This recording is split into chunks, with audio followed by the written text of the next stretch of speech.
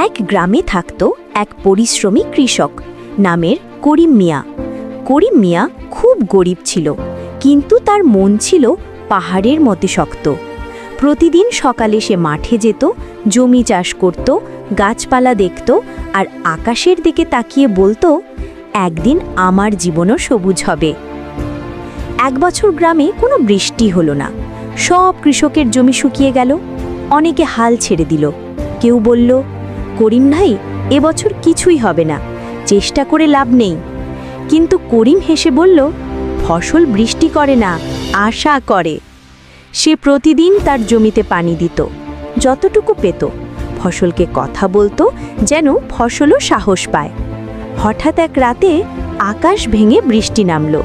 পরদিন পুরো গ্রাম দেখল শুধু করিম মিয়ার জমিতেই ফসল সবুজ হয়ে উঠেছে।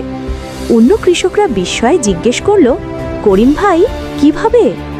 করিম হেসে বলল, মাটি আশা বোঝে, গাছ যত্ন বোঝে, আর পরিশ্রম কখনো বিফল যায় না।